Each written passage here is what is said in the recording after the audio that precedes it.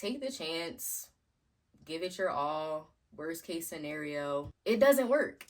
And that's okay. It's fine. It's part of life. None of us know what the fuck we're doing. So it's just like, just wing it. It's fine. Let's talk about how I knew I was ready to move out of the country.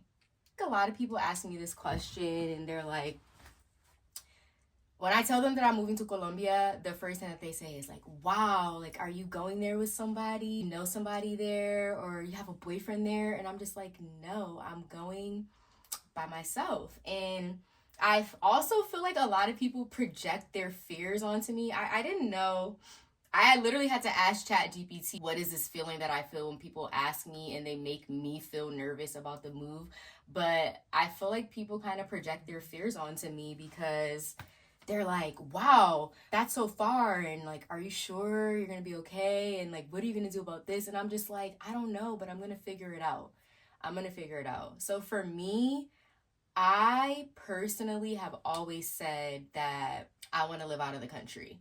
A lot of things going on in America right now. Like, I won't get into anything specific, but I just feel like for the last 3 years, I've just been feeling so uninspired, so stuck, and I didn't know what the feeling was, but I just knew I had a feeling and I just couldn't describe it. But I travel a lot.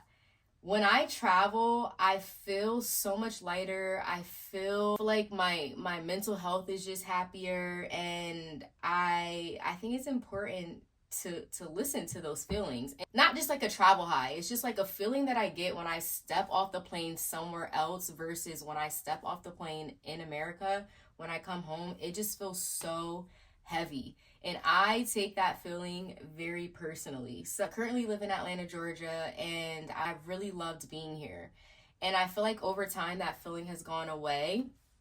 And I've just kind of been feeling a little bit stuck here. I live in the suburbs, and I'm just like, this is not the life I want to be living. I've always said, like, I don't really want to see myself living in America long term. I don't see myself raising my children in America. I just don't really want to look back on my life and have any regrets. That's like one of my biggest fears, is just being like 80, 70 years old and just being like looking back on my life and not choosing things that I wanted to do or trying something different.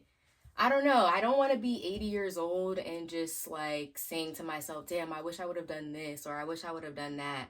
That's kind of how I try to live my life, is taking risks, giving everything 100%. So I'm like, at least I can say I tried.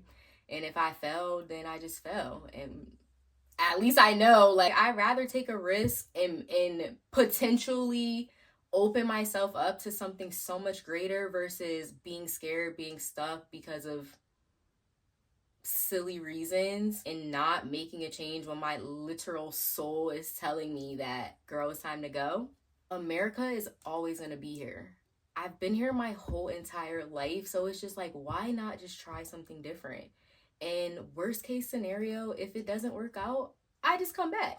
And I don't know what my life is going to look like, honestly, in a year, in 2 years. I